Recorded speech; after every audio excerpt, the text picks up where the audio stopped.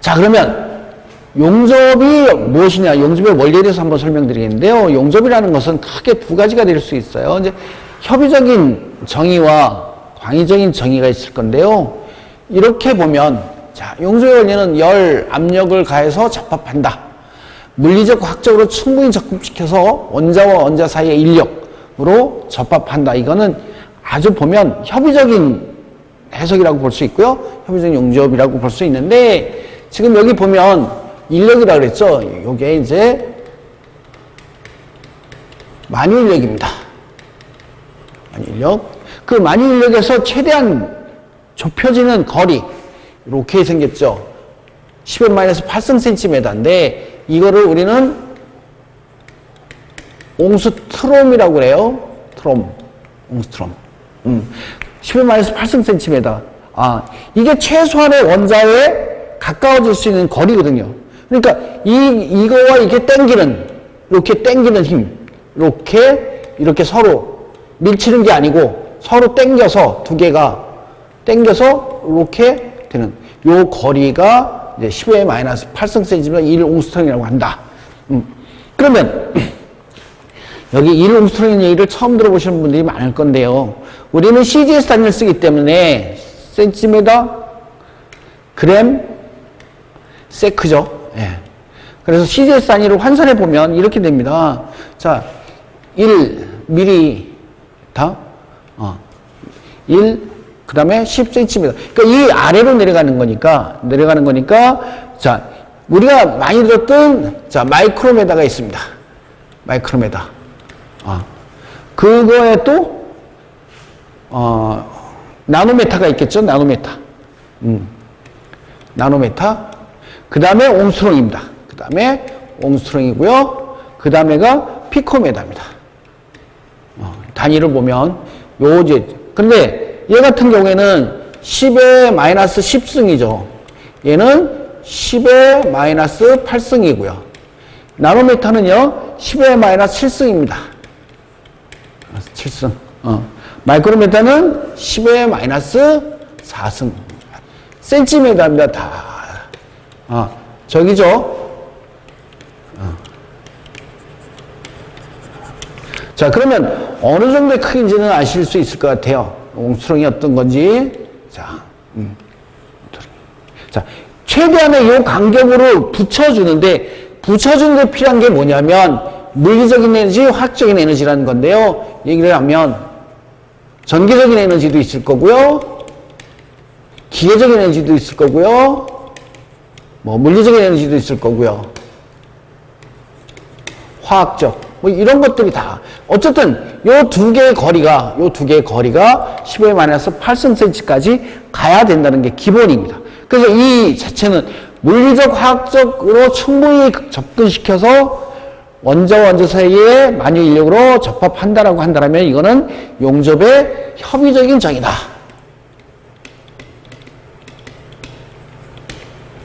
협의적 정의라고 볼 수가 있어요. 예? 자, 그럼 밑에 요쪽에 보면 용접의 정의라고 나와 있는데 요거는 이렇게 되면 얘는 다시 광의적 정의가 되겠죠. 자, 그러면 광의적 정의란 한번 생각해 보죠. 용접이란 접합하고자 하는 두 개 이상의 물체, 혹은 재료의 접합 부분을, 붙여야 되는 부분을 냉간, 차가운 상태나 혹은 열을 가해서 반 정도 녹이거나 아니면 완전히 녹인 상태에서 직접적으로 접합시키거나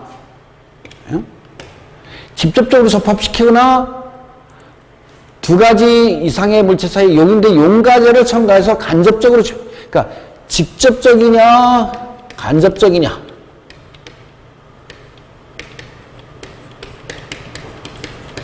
이렇게 생각하시면 돼요. 직접적이라면 두 개의 물체가 있는데 이렇게 두 개가 완전히 용인된 상태, 요거는 이제 직접적으로 볼 수가 있겠죠. 그럼 간접적인 어떤 상태냐? 간접적인 두 개의 물체 사이에 밀착되지 않은 상태에서 여기다가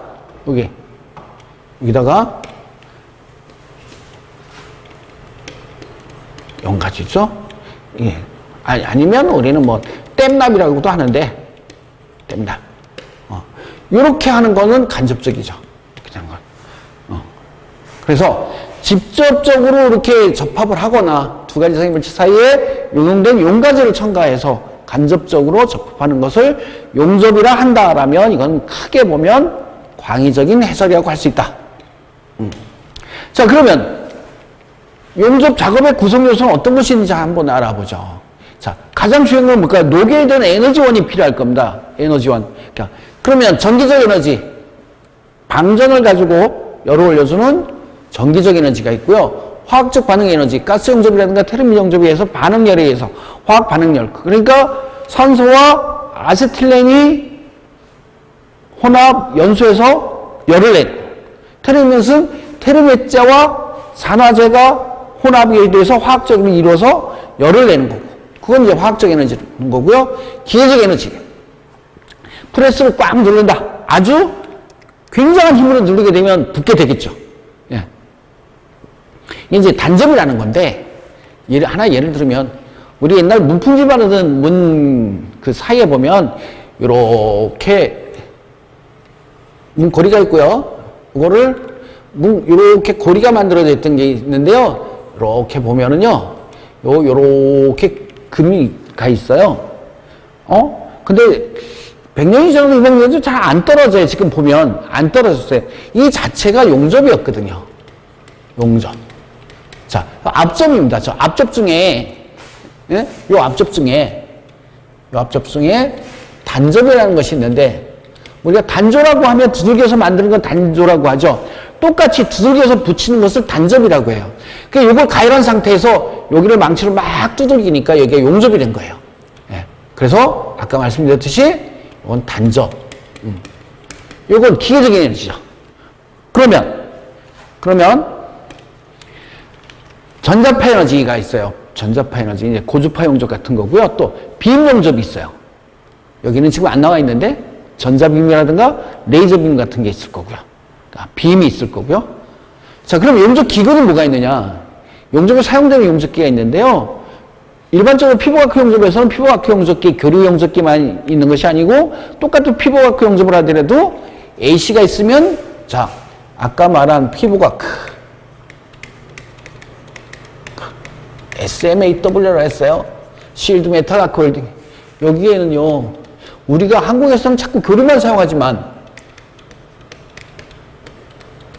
외국에서는 직류를 훨씬 더 많이 사용합니다. 직류를.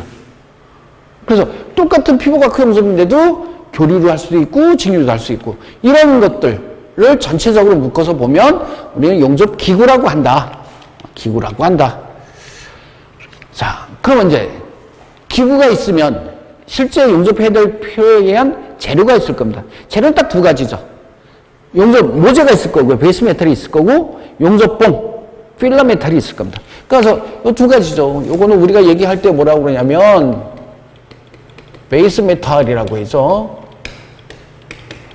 자, 요거는요, 어떤 기준으로? KS 기준으로 가겠지만 외국에서는 KS 기준을 안 알아주기 때문에 지금 현재는 모든 규격들은 이제 ASTM, 이제 미국 재료학회입니다. 미국 재료학회.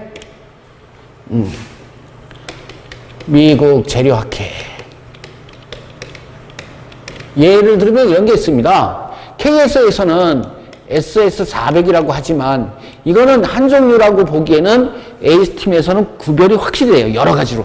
여기 AS팀에서는 A441이라든가 A26이라든가 A57이라든가 A57이라든가 똑같은 우리의 SS400 계열이지만 AS팀에서는 이렇게 몇 가지씩으로 나눠주기 때문에 재료에서는 KS를 거의 사용하지 않고 ASTM 규격을 사용하고 있습니다.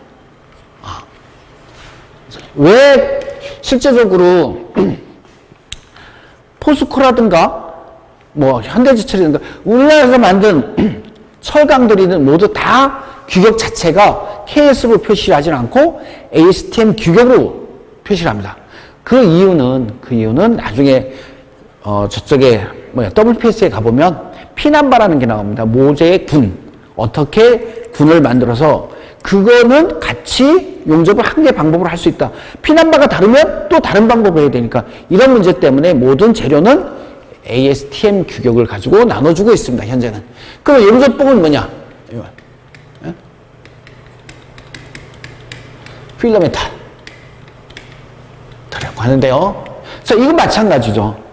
우린 뭐 조선선지라든가 고려용접봉이라든가 용접봉 회사들이 많이 나오죠. 거기서 만들었다고 해서 고려용접봉 기준으로 하느냐? 조선선지 기준으로 하느냐? 그렇지 않잖아요. KS 기준으로 하죠. 뭐 KSD 7016인가요? 저 보면 그렇게 나오는데 7006인가요? 이렇게 나오는데 얘들도 마찬가지로 KS 규격으로는 금속 규격으로 보지는 않고요. 어디 기준으로 보냐면 AWS 혹은 ASME 기준으로 봅니다. 자, AWS 규격은요, 이렇게 얘기를 하죠. 자,7016 뭐 이렇게 하죠. 이건 무슨 얘기냐면 AWS 규격의 7016 우리가 말하는 저수소계입니다. 여러분들이 용접봉 케이스를 보면 알 거예요. KS 얼마 나오고 그 다음에 AWS 얼마 이렇게 규격이. 근데 거의 KS는 잘 쓰진 않지만 용접봉 규격에 반드시 이렇게 AWS 규격을 사용하게 돼 있어요. 네. 그래서 A에 27016 이렇게 돼 있겠죠? 오케이? 근데 요거는 AWS 규격이고 똑같은 용접봉인데 SFA 앞에가 이렇게 붙으면 요거는 이제 ASME 규격이죠. ASME 규격이. 똑같은 용접봉인데도 불구하고 AWS와 ASME 코드가 다릅니다. 다른데 번호를 같이 쓰고요. 앞에 A가 붙으면 이렇게 A가 붙으면 AWS 규격, SFA가 붙으면 ASME 규격이고요. 그래서 용접봉들은 우리나라에서 아무리 만들어서 사용하지만 KS를 하지 않는 이유는 용접봉 다 수출하죠. 아니면 우리가 용접을 할 때 만드는 규격들이 KS 규격이 아닌 거의 AWS 규격, ASME 규격이기 때문에 용접 재료든 용접봉이든 다 규격을 이렇게 달리 가고 있습니다. 그래서 아마 여러분들이 이제 잘 모르셨던 분들은 용접봉 케이스를 이렇게 보면 그 밑에 AWS 규격, ASME 규격 이렇게 나와 있는 거를 한번 찾아보실 수 있을 겁니다. 한번 시간 나실 때 한번 찾아보시면 될 것 같고요.